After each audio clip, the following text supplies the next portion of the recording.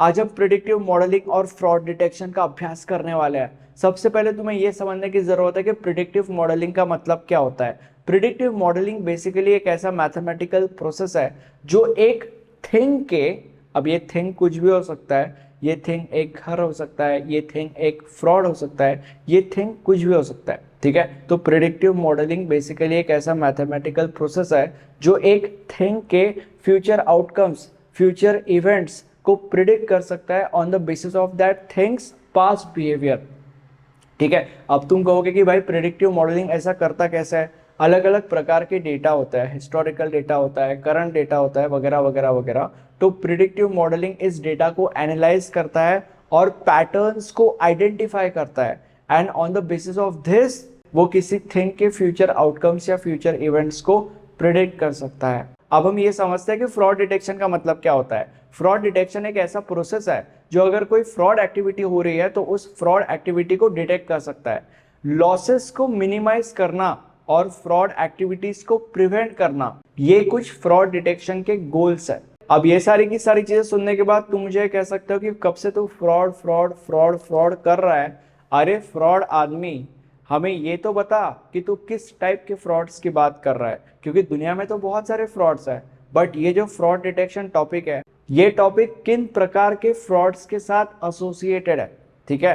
तो अभी जैसे कि मैंने तुम लोग को बोला कि दुनिया में बहुत सारे फ्रॉड्स है, हम 3 प्रकार के फ्रॉड्स का अभ्यास करेंगे जिससे तुम ये पता कर सकते हो, ये जिससे तुम्हें ये पता चलेगा कि फ्रॉड डिटेक्शन ये जो टॉपिक है, ये टॉपिक किन टाइप के फ्रॉड्स के साथ एसोसिएटेड है। तो अभी जो सबसे पहले टाइप का फ्रॉड है दैट इज पेमेंट फ्रॉड।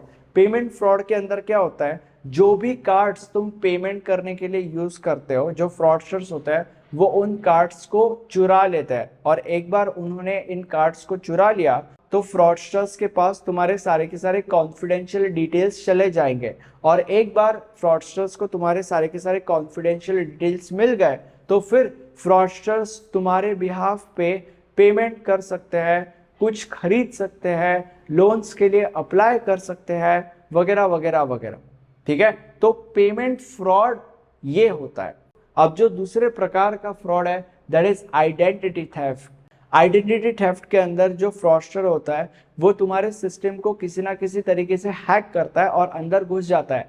एक बार फ्रॉडस्टर ने तुम्हारे सिस्टम को हैक कर लिया और अंदर वो घुस गया तो उसके बाद तुम्हारे सारे के सारे कॉन्फिडेंशियल डिटेल्स को भी वो एक्सेस कर सकता है। कॉन्फिडेंशियल डिटेल्स मतलब जैसे कि फॉर एग्जांपल तुम्हारा ईमेल आईडी, पासवर्ड, तुम्हारे सारे के सारे बैंक डिटेल्स, वगैरह वगैरह वगैरह। और एक बार फ्रॉडस्टर के पास तुम्हारा सारा का सारा कॉन्फिडेंशियल डेटा आ गया तो उसके बाद फ्रॉडस्टर तुम्हें किसी ना किसी तरीके का हार्म पहुंचा सकता है। जैसे कि फॉर एग्जांपल, बहुत सिंपल एग्जांपल है, यूट्यूब चैनल को ही ले लो। बहुत सारे फ्रॉडस्टर यूट्यूब चैनल को हैक करने के पीछे लगे रहते हैं, और अगर मान लेते हैं किसी फ्रॉडस्टर ने किसी यूट्यूबर का यूट्यूब चैनल हैक कर लिया तो इन अ वे वो सिस्टम को हैक करके उसके अंदर घुसना ही हो गया, राइट। तो चैनल को हैक करने के बाद फ्रॉडस्टर को बहुत सारा कॉन्फिडेंशियल डेटा उस यूट्यूबर का मिल जाता है, और उसके बाद वो यूट्यूब चैनल को हैक करके उसको सेल कर सकता है। उसके बाद वो फ्रॉडस्टर यूट्यूबर से पैसे डिमांड कर सकता है उसके चैनल के बदले में, क्योंकि अब चैनल तो फ्रॉडस्टर के पास चला गया, और ऐसी बहुत सारी चीजें कर सकता है जिससे यूट्यूबर के करियर के ऊपर एक बहुत बड़ा नेगेटिव इम्पैक्ट पड़ेगा।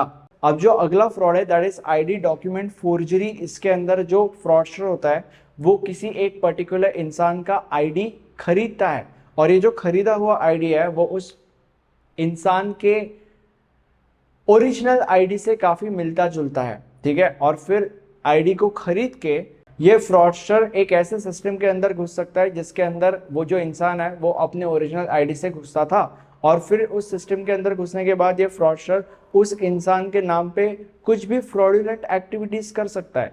तो इससे क्या होगा, इससे जो फ्रॉडुलेंट एक्टिविटी का जो भांडा है वो मतलब वो फ्रॉडस्टर के ऊपर नहीं फूटेगा, वो जो भांडा है वो इस इंसान के ऊपर फूटेगा, क्योंकि जो फ्रॉडस्टर है वो उस इंसान के नाम पे फ्रॉड कर रहा है, वो उस इंसान के आईडी के थ्रू वो फ्रॉड कर रहा है। तो जो भांडा है वो उस इंसान के सिर पे फूटेगा, फ्रॉडस्टर के सिर पे थोड़ी फूटेगा, राइट। अब हम ये समझते हैं कि फ्रॉड डिटेक्शन के अंदर हम मशीन लर्निंग का इस्तेमाल क्यों करते हैं। मशीन लर्निंग के अंदर जो मशीन है वो हमेशा विद टाइम सीखते जाता है और एक बेटर एक्सपीरियंस प्रोवाइड करते रहता है। मशीन लर्निंग के अंदर देखो, फ्रॉड डिटेक्ट करने का जो पुराना तरीका है, XYZ तरीका है, जो भी वो तरीका है, अगर मशीन लर्निंग को उस तरीके के साथ कंपेयर किया जाए तो तुम्हें ये पता चलेगा कि इन मशीन लर्निंग तुम्हें बेटर कंप्यूटिंग मिलता है, मतलब फास्ट कंप्यूटिंग मिलता है, बेसिकली स्पीड मिलती है, जो कि तुम्हें उस पुराने फ्रॉड को डिटेक्ट करने के तरीके में नहीं मिलेगी। और भी मल्टीपल फैक्टर्स होते हैं जिससे ये प्रूव होता है कि machine learning is always better for detecting frauds as compare to the old system which was use to detect frauds. ठीक है, तो इसीलिए हम हमेशा मशीन लर्निंग को यूज करते हैं फॉर फ्रॉड डिटेक्शन। अब हम ये समझते हैं कि मशीन लर्निंग के अंदर अलग अलग एल्गोरिदम्स की मदद से इस फ्रॉड डिटेक्शन के आर्किटेक्चर को हम कैसे कंस्ट्रक्ट करेंगे। अब जो सबसे पहला एल्गोरिदम है that is anomaly detection. Anomaly detection ऐसे पैटर्न्स को आइडेंटिफाई करता है जो नॉर्मल पैटर्न से कंप्लीटली डिफरेंट हो। फॉर एग्जाम्पल, मान लेते हैं कि एक लड़का है जिसका नाम है ओजस। ओजस ना अपने कार्ड से रोज बस 500 से 1000 रुपए कहीं ना कहीं खर्चा करता है। मतलब रोज ओजस जितनी भी चीजें खरीदता है, अगर तुम उन सारी की सारी चीजों के प्राइसेस को सम अप करो तो it comes around near 500 to 1000 rupees. मतलब बेसिकली ओजस दिन का 500 से 1000 रुपए कहीं ना कहीं खर्चा कर देता है अपने कार्ड के थ्रू। ये ओजस का पैटर्न है, ठीक है, ये ओजस का नॉर्मल पैटर्न है। अब क्या होता है कि अचानक से एक दिन ओजस के कार्ड से 1 लाख रुपए का ट्रांजैक्शन हो जाता है। तो अभी अगर तुमने यहाँ पे ध्यान से देखा तो ओजस का नॉर्मल पैटर्न क्या था, रोज 500 से 1000 रुपए खर्चा करना। अब अचानक से ओजस के कार्ड से 1 लाख रुपए का ट्रांजैक्शन हो गया, ये एक नया पैटर्न बन गया which is completely different than this pattern, right. तो एनोमली डिटेक्शन ऐसे पैटर्न्स को डिटेक्ट करता है which are completely different from this normal pattern. Okay, क्योंकि क्या है कि ऐसा हो सकता है कि ओजस का कार्ड चोरी हो गया और जिसने भी चोरी किया उस इंसान ने अपने अकाउंट में 1 लाख रुपए ट्रांजैक्शन के थ्रू ले लिए। तो बेसिकली एनोमली डिटेक्शन के मदद से या एनोमली डिटेक्शन ऐसे पैटर्न्स को डिटेक्ट करता है। अब जो अगला एल्गोरिथम है that is supervise learning. Supervise learning के अंदर मशीन को बहुत सारा ट्रेनिंग डेटा दिया जाता है। अब इस ट्रेनिंग डेटा के अंदर अलग अलग ट्रांजैक्शंस होता है, कुछ ट्रांजैक्शंस फ्रॉड ट्रांजैक्शंस होता है तो उनको लेबल किया जाता है एज फ्रॉड ट्रांजैक्शंस। कुछ ट्रांजैक्शंस वैलिड ट्रांजैक्शंस होता है तो उन ट्रांजैक्शंस को लेबल किया जाता है एज वैलिड ट्रांजैक्शंस। तो बेसिकली मशीन को इस ट्रेनिंग डेटा के साथ ट्रेन किया जाता है और जब एक बार ये मशीन ट्रेनिंग डेटा के साथ ट्रेन हो गई उसके बाद इस मशीन को रियल वर्ल्ड का डेटा फीड किया जाता है और फिर ये देखा जाता है कि क्या ये मशीन सही से फ्रॉड ट्रांजैक्शन को फ्रॉड ट्रांजैक्शन डिटेक्ट कर रही है या नहीं और वैलिड ट्रांजैक्शन को वैलिड ट्रांजैक्शन डिटेक्ट कर रही है या नहीं।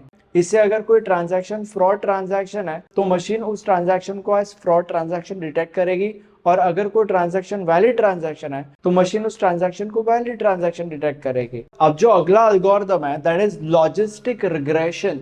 लॉजिस्टिक रिग्रेशन को समझने से पहले मैं आपको मेरे नोट्स के बारे में एजुकेट करना चाहता हूँ। अगर तुम्हें एग्जाम में पूरे के पूरे मार्क्स स्कोर करना है तो तुम्हें एग्जाम में इन आंसर्स को एक प्रॉपर तरीके से लिखना पड़ता है और तभी आपको एग्जाम में मैक्सिमम मार्क्स मिलने के चांसेस है। और ऐसा करने के लिए आप हमारे नोट्स रेफर कर सकते हो। नोट्स के अंदर आपको एग्जाम में आने वाले मोस्ट ऑफ द क्वेश्चंस और उनके आंसर्स बहुत ज़्यादा आसान भाषा में लिखे हुए मिल जाएंगे। नोट्स के सारे डिटेल्स नीचे डिस्क्रिप्शन बॉक्स में अवेलेबल है। अब लॉजिस्टिक रिग्रेशन के अंदर क्या होता है, लॉजिस्टिक रिग्रेशन के अंदर लेट्स से फॉर एग्जांपल हमने कोई ट्रांजैक्शन किया और ट्रांजैक्शन करने के बाद अब हमें चेक करना है कि whether the transaction is a fraud transaction और नॉट, या अगर कोई ट्रांजैक्शन हुआ और ट्रांजैक्शन होने के बाद वी वांट टू चेक कि the transaction is a fraud transaction और अ वैलिड ट्रांजैक्शन। तो अभी लॉजिस्टिक रिग्रेशन के अंदर हमें क्या करना होता है, हमें कुछ पैरामीटर्स एंटर करने होता है and based on the parameters probability calculate होती है। अब वो पैरामीटर्स वैसे तो डिपेंड होते हैं on the situation, on the context वगैरह वगैरह वगैरह, but in our case the parameters are amount, location and frequency. मतलब कितने बार, लाइक ट्रांजैक्शन की फ्रीक्वेंसी क्या है, ओके कितने बार ट्रांजैक्शन हुआ है। तो यहाँ पे हमने ये 3 पैरामीटर्स एंटर किए और इन 3 पैरामीटर्स के बेसिस पे प्रोबेबिलिटी कैलकुलेट होगी। तो हमारे केस में जो प्रोबेबिलिटी कैलकुलेट हुई है दैट इज 0.8।